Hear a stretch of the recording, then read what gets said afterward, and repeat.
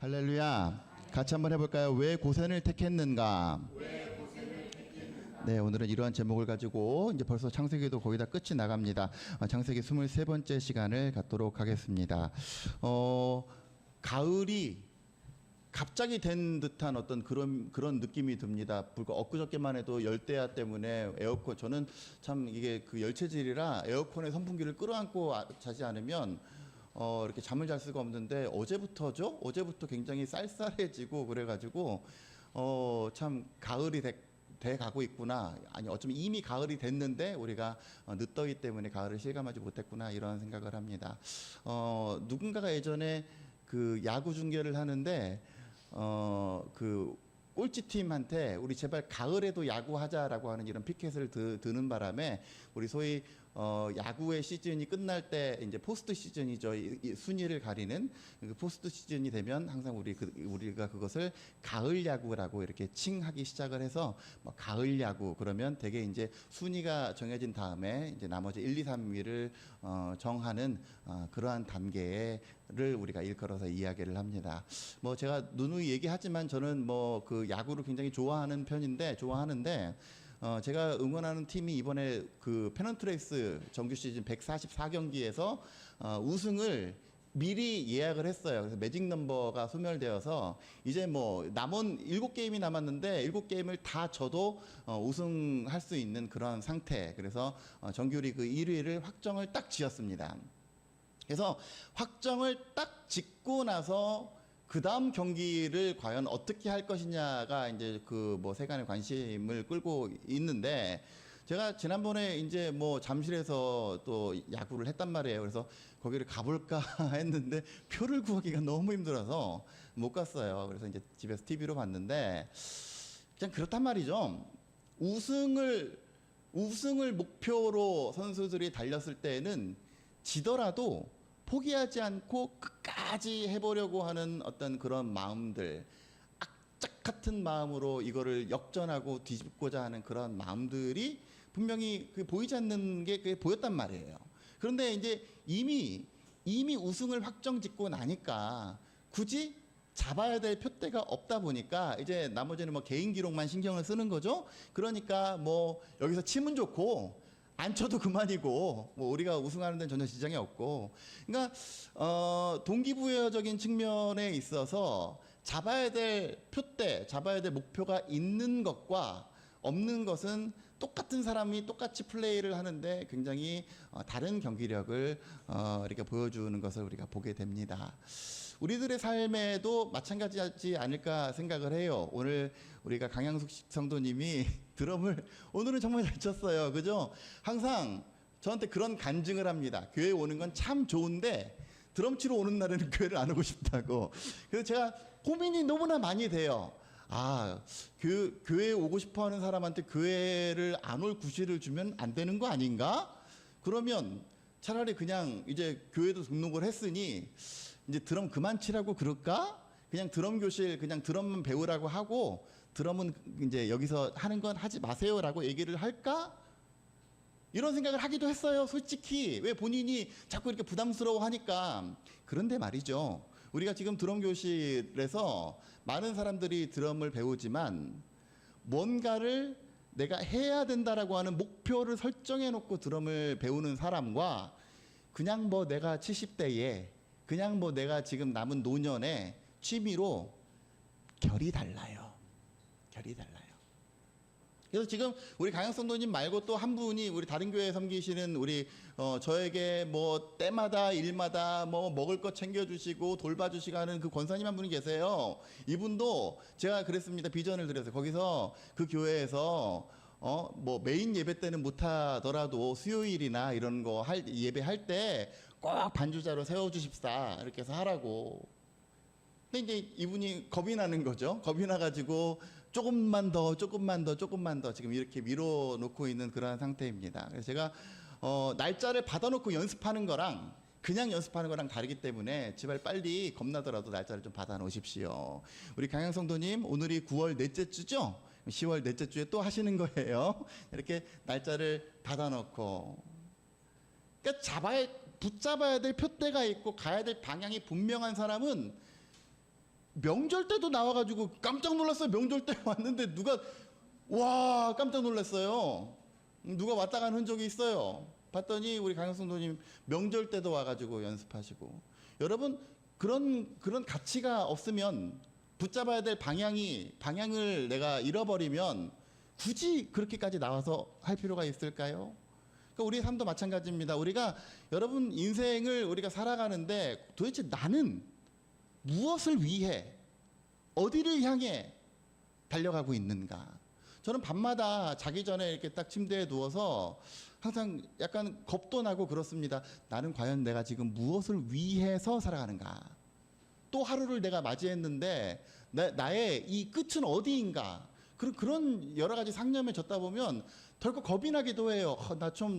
나이도 많이 들게 되고 말이죠. 앞으로 내가 내 삶 가운데 어떤 일이 어떻게 전개될지도 모르는데 그냥 정처 없이 표류하는 삶이 아니라 무언가 하나님께서 주시는 꿈과 비전을 향해 명확한 비전을 향해 달려나가는 우리들의 삶이 되게 될 때에 매일의 삶이 그냥 막연히 또 하루 보내는 것이 아니라 분명한 방향과 분명한 삶의 동기부여를 가지고 살아가는 삶, 그 삶이 하나님 안에서 값지고 유익한 삶이 되게 되는 줄로 믿습니다. 오늘 하나님께서 우리 지난주에 그 말씀을 나눴지만 요셉이 하나님께서 요셉에게 꿈을 주셨을 때에 그 꿈이 이루어지고 난 후에 하나님께서 과연 내게 이 꿈을 왜 주셨는가를 묵상했을 때 하나님께서 이러한 방향으로 우리를 이끌기 위해서 내게 이 꿈을 주셨고 이 꿈을 성취시켜 주셨구나라고 하는 것을 깨닫게 되었습니다. 오늘 요셉의 삶을 이제 계속해서 거의 마지막 막바지에 이르렀는데요. 이 요셉의 삶을 보면서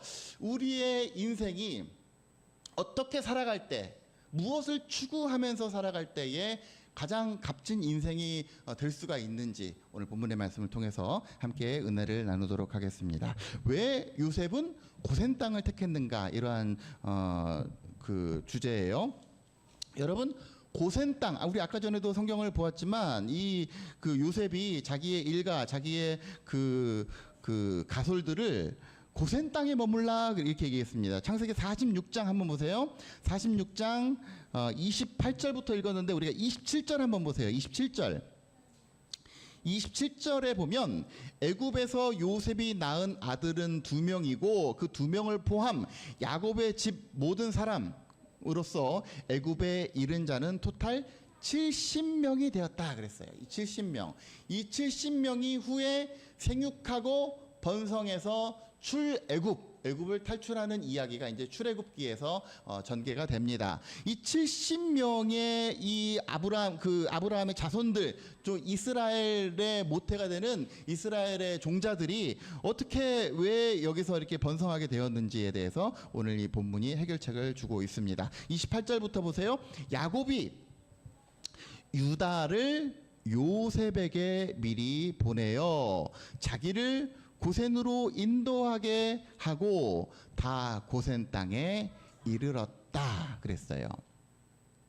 여러분, 고센 땅이 어디입니까? 고센 땅. 지금 고센 땅은 저기 보시면 우리 저쪽부터 보시면 헤브론 있죠. 헤브론.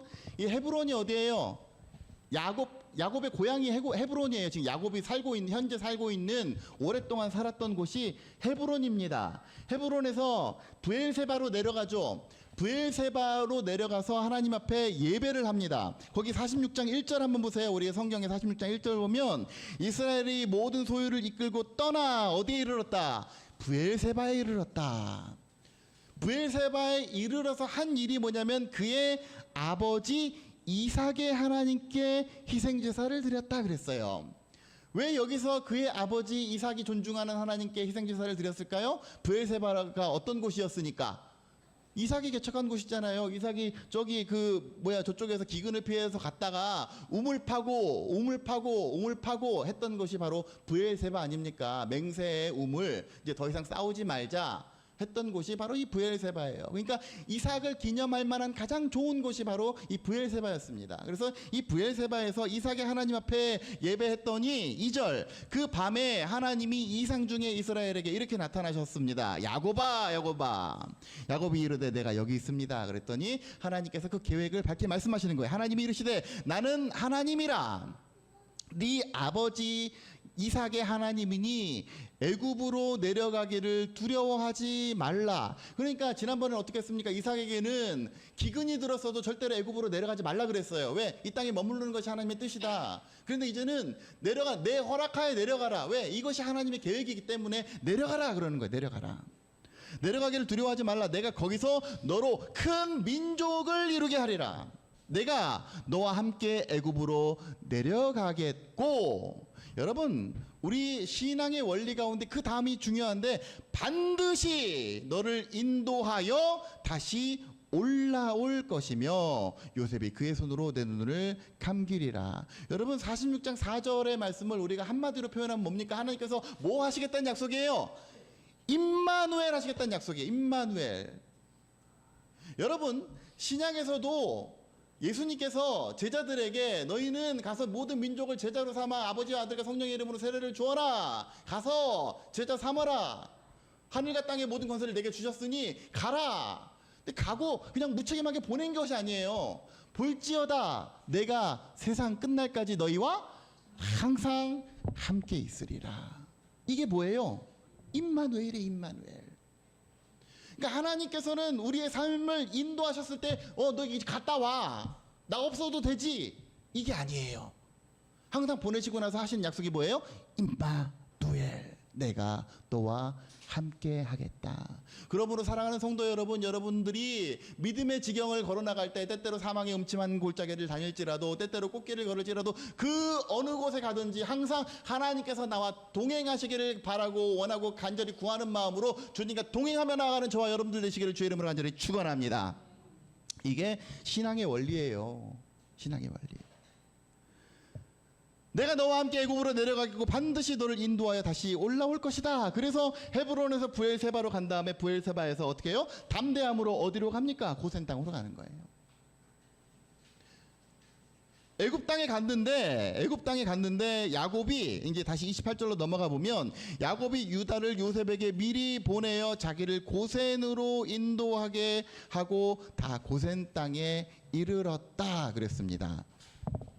근데 이 고센이 보세요. 고센은 우리가 저기가 보면 나일강 삼각주, 우리 세계 4대 문명이 발생한 문명의 발상지죠. 나일강 삼각주. 저 델타가 그 나일강 삼각주인데 이집트는요. 우리가 지도에서 보면 저 위쪽이잖아요. 저기가 위쪽이고 저기가 밑쪽이죠. 그런데 이집트는 밑에를 상부 이집트라고 부르고 저 위에를 하부 이집트라고 부릅니다. 그래서 저 하부 이집트가 사실은 굉장히 노른자위 땅이기도 해요.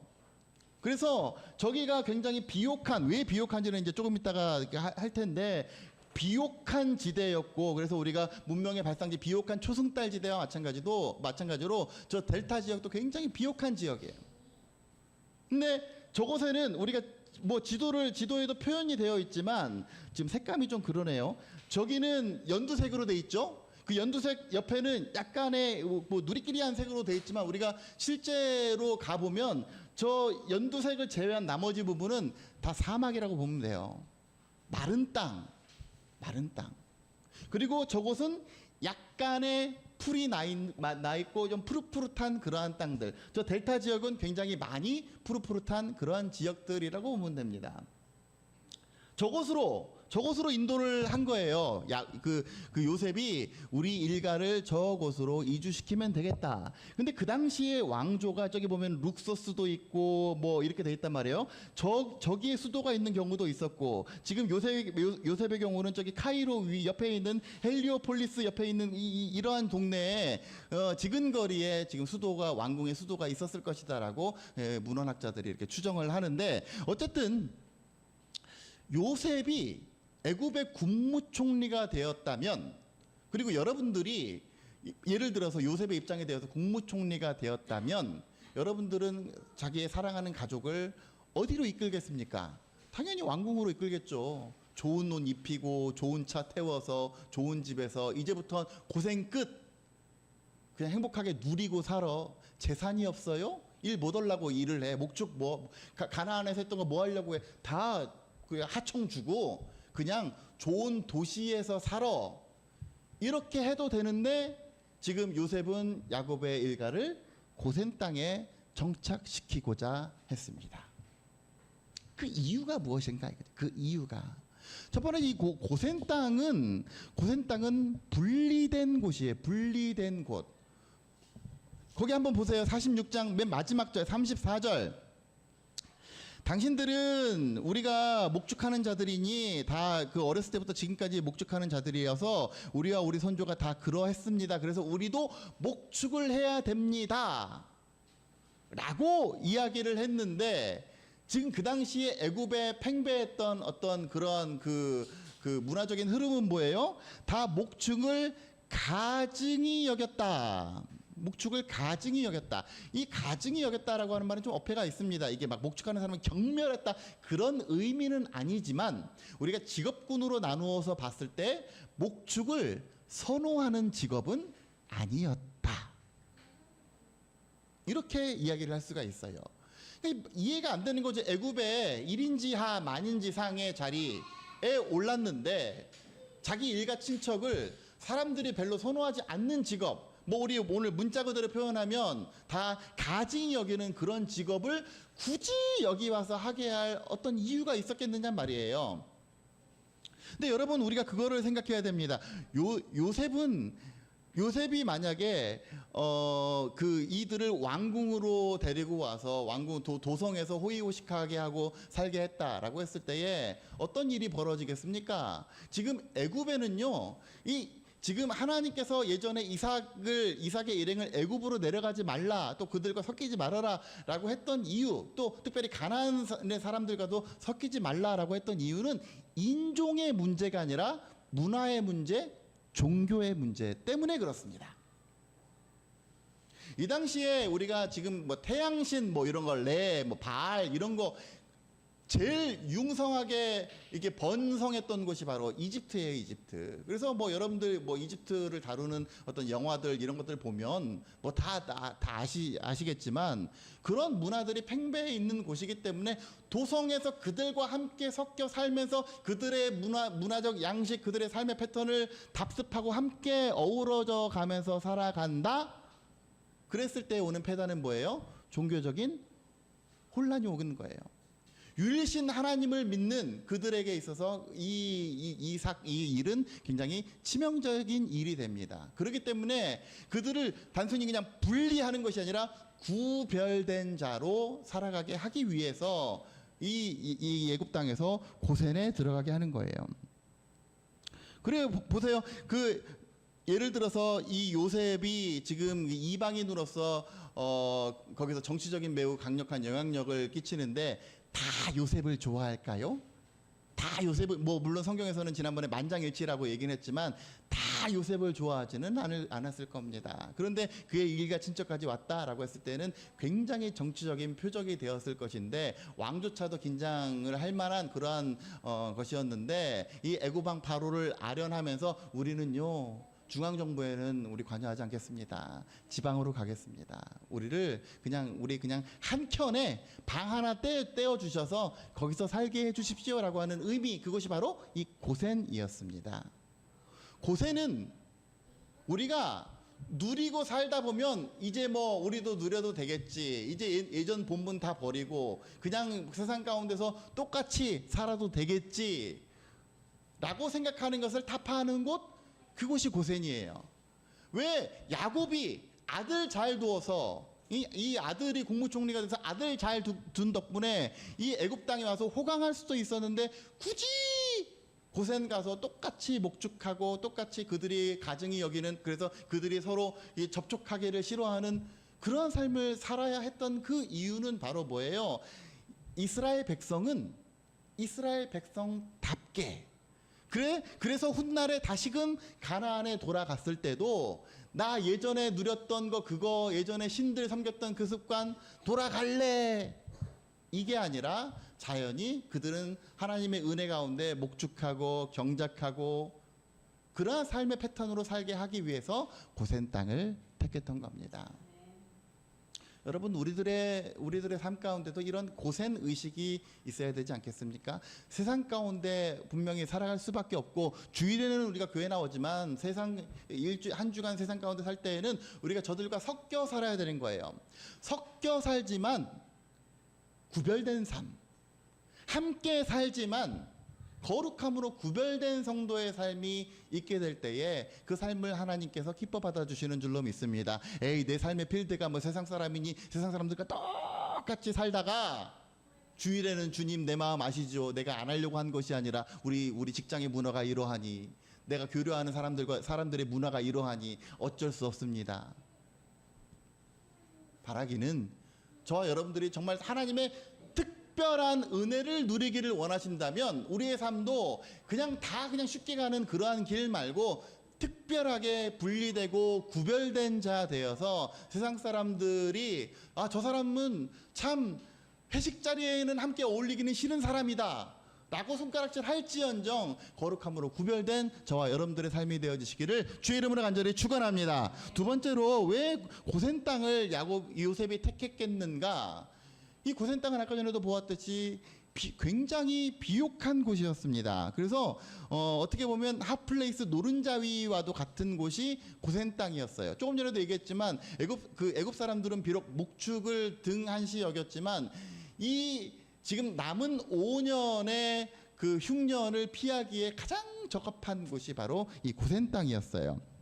여러분 여기서 이집트 가보신 분들이 혹시 계실지 모르겠는데 나일강의 평소 이 폭은 어느 정도나 되는지 아십니까? 대략 한 60에서 70m 정도의 강폭을 평소에는 형성을 하고 있대요. 근데 지금 아까 전에 그곳이 그 비옥한 초승달 그 비옥한 델타 지역에서 이렇게 내려가는 그곳이 저보다 강줄기를 따라서 이렇게 그 푸릇푸릇한 이유는 뭐냐면 이 나일강이 6월, 7월만 되면 그 유량이 엄청나게 많아져서 8월부터 10월 중순까지 이곳이 다 이렇게 범람하는 거예요. 그러니까 물이 넘치면 단순히 그냥 그 수재만 맞는 것이 아니라 나일강이 범람할 때 일어나는 현상이 뭐겠습니까? 밑에 있는 강 맨 하층에 있는 흙 같은 게 전부 다 이렇게 섞이겠죠. 섞여서 가축의 그 땅에 있었던 가축의 똥이라든지 이런 것들 그런 나뭇잎 이런 찌꺼기들 이런 것들이 다 섞여가지고 다 범람하는 거예요. 범람할 때는 아이고 힘드네 하겠죠. 그런데 10월이 지나게 되면 그 물이 싹 빠집니다.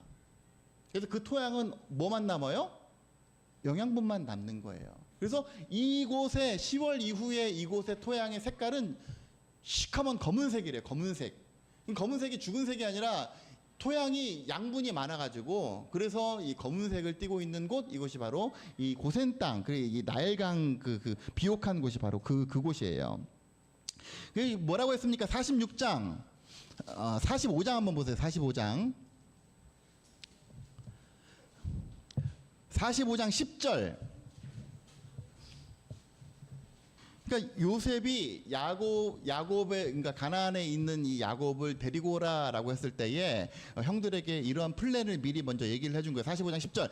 아버지의 아들들과 아버지의 손자들과 아버지의 양과 소와 모든 소유가 고센 땅에 머물며 나와 가깝게 하소서. 흉년이 아직 몇 해가 남았다? 5해가 남았다. 그래서 내가 거기서 아버지를 복양하리이다. 아버지와 아버지의 가족과 아버지께 속한 모든 사람에게 부족함이 없도록 하겠나이다 하더라. 가장 적합한 곳이 고센이었. 그러니까 왕궁에서 먹여 살리기에도 적합했고, 그리고 이러한 흉년이 들었음에도 불구하고 목축을 하는데 지장이 없었던 곳이 고센 땅이었습니다. 여러분, 우리가 47장을 보게 되면 47장에 어떤 일이 벌어지는지 아십니까? 흉년이 얼마나 극심했는지 사람들이 왕궁에 쌓여져 있는 그 곡식을 달라고 하려고 요셉에게 와가지고 자기 집에 있는 소, 양 이런 거 다 끌고 와가지고 이거를 좀 이것을 곡식으로 좀 바꿔주십시오 그랬어요. 그래서 뭐 동네방네에 있는 소, 양 뭐 이런 거 다 끌고 왔단 말이에요. 근데 그거 죽어도 더 이상 버틸 수가 없으니까 어떻게 하냐면 이제 우리 땅과 우리 스스로가 종이 돼서 당신의 종이 되길 원합니다. 우리 땅도 바칠 테니까 제발 먹을 것 좀 주십시오 라고 할 정도로 극심한 흉년이었어요. 그래서 요셉이 그 땅을 전부 다 사들인 거예요. 그 땅을 곡식으로 다 사들인 다음에 그 땅의 등기를 애굽 왕 바로에게 딱 갖다 바쳤습니다.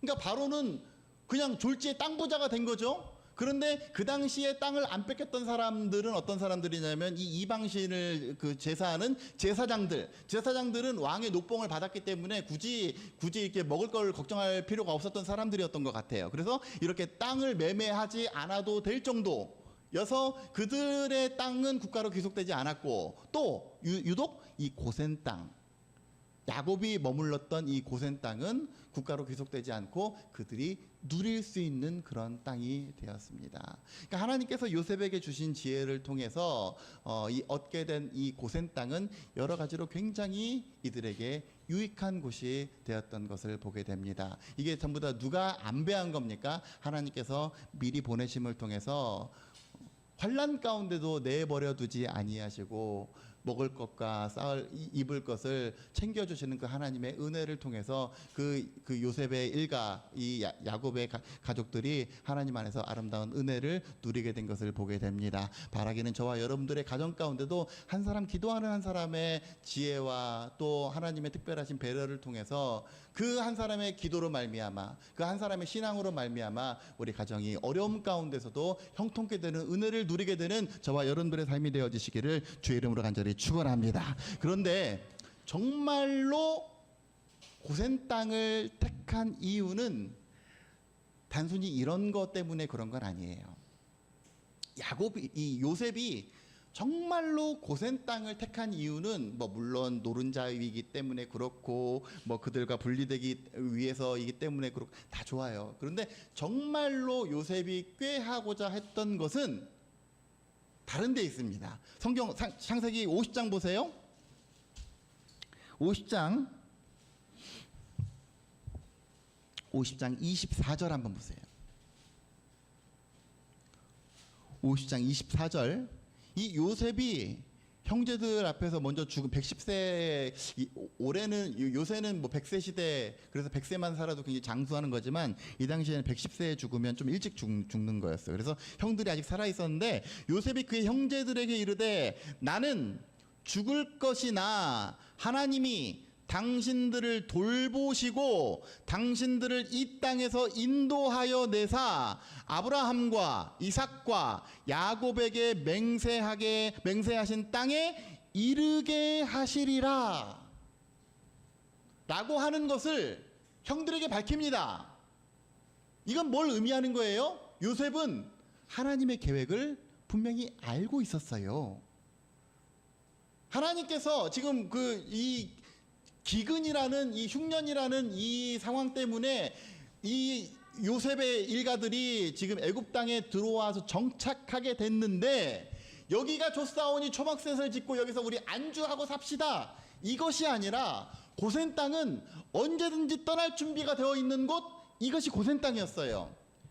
그러니까 요셉에게 있어서 우리 아까 전에 처음에도 얘기했듯이 그들과 분리되지 않게 하기 위한 그 장치를 마련한 이유는 뭐냐면 여기가 굉장히 좋은 것 같아도 여기가 파라다이스이고 이제 더 이상 내가 삶의 여한이 없는 것 같아도 이것은 천년만년 머물 곳이 아니다라고 하는 것을 요셉은 분명히 알았어요.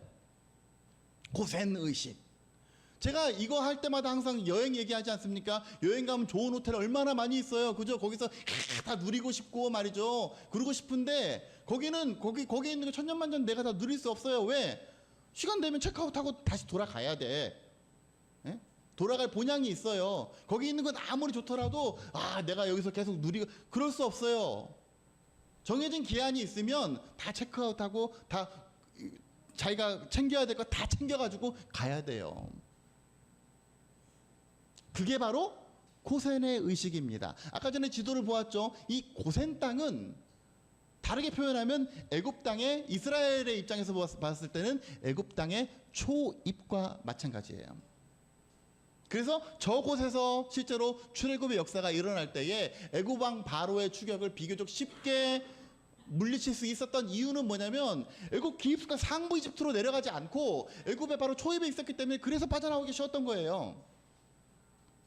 이러한 고센 의식을 가지고 우리 성도들은 살아가야 됩니다. 뭐예요? 이 고센 의식은 요셉에게 있어서 고센 의식은 뭐예요? 하나님께서 내게 주신 사명.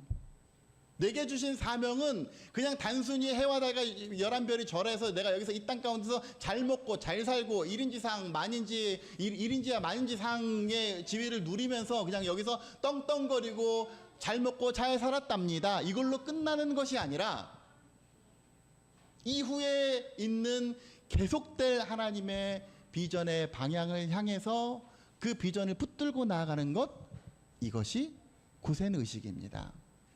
우리들의 삶 가운데도 하나님이 비전을 주시는 거죠. 하나님이 꿈을 주시는 거죠. 그 꿈과 비전을 향해서 달려나가는 것, 이것이 고센의식이에요. 그냥 아무 신앙생활을 하는데 아무 목적도 없이 아무 이유도 없이 그저 그냥 비나이다 하는 그런 의식이 아니라 하나님께서 내게 주신 나를 통해서 우리 가정을 구원케 하시는 그 하나님의 은혜, 나를 통해서 내 주변에 누군가를 구원케 하시고자 하는 하나님의 은혜를 발견했다면 매일의 삶 가운데 기도를 통해서 그 내게 주신 비전을 끝까지 추구하고자 하는 그러한 영적인 노력들, 그런 영적인 달려나감들, 이러한 것들이 바로 고센의식인 거예요.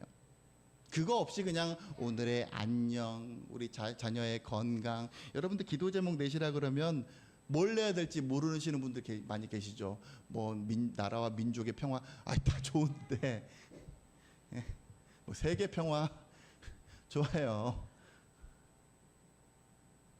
예전에 제가 어느 속회 세미나를 갔는데, 천안에서 굉장히 크게 하는 속회 세미나를 갔는데 어떤 분이 여자분이 시어머니한테 굉장히 시달려서 마음이 막 힘들어서 너무 힘든 그런 한 분이 계셨대요.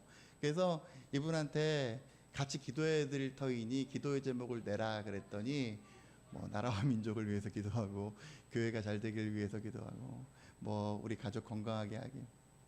그래서 단도직입적으로 얘기했답니다.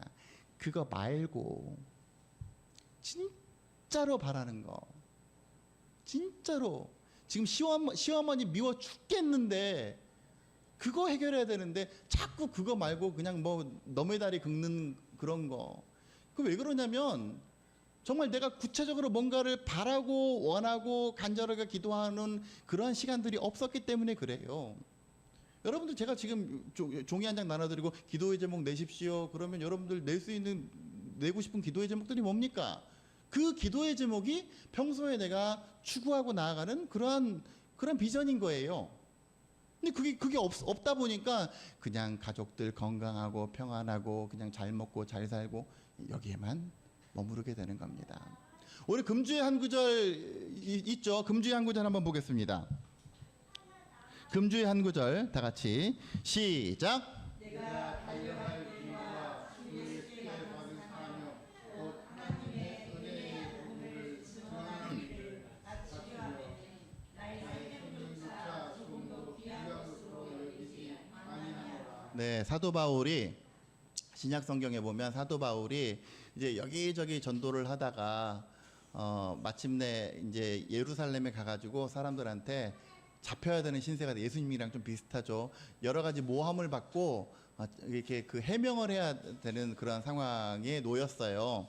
근데 그러다 보면 분명히 예루살렘에 있는 장로들이 잡을 거라고, 그래서 잡아가지고 재판에 넘길 게 뻔하니 가지 마십시오. 그냥 여기서 그냥 우리랑 같이 기도나 하고 삽시다. 사람들이 많이 권면했단 말이에요, 에베소에서. 그래서 사도 바울도 안 갈 수 있어요. 그냥 여기가 좋으니까 그래 나 이 정도 했으면 됐지 뭐 하고 여기서 머무를 수 있는데, 바울은 그 사람들의 권면을 뿌리치면서 이렇게 얘기를 합니다. 내가 달려갈 길과 주 예수께 받은 사명, 그 사명이 뭐예요? 곧 하나님의 은혜의 복음을 증언하는 일, 그 일을 내가 마치고자 하는데 그 일을 마치려 하면은 나의 생명조차 조금도 귀한 것으로 여기지 아니하노라. 신기하죠? 제가 지금 이거 안 보고 막 외우죠? 어떻게 외운지 아십니까? 수련목이 이제 목사가 되기 전에 수련목회자 인턴을 처음에 시험 볼 때, 그때 어떤 목사님이 이거 딸딸딸딸 외우라 그랬어요. 왜? 이게 우리 목회자가 평생 추구해야 될 어떤 신앙의 모토이기 때문에 딸딸딸 외워라. 내가 달려갈 길과 주 예수께 받은 사명 곧 하나님의 은혜의 복음을 증언하는 일을 마치려 하면은 나의 생명조차 조금 더 귀한 것으로 여기지 아니하노라. 여러분 다 같이 한번 해볼까요? 저보다 다 머리가 좋으실 테니까 내가 달려갈 기가 시작.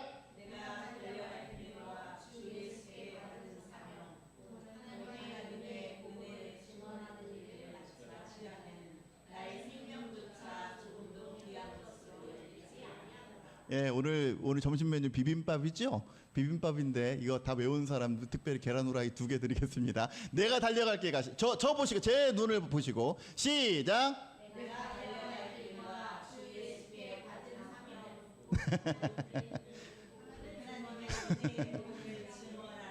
일을 마치려 하면은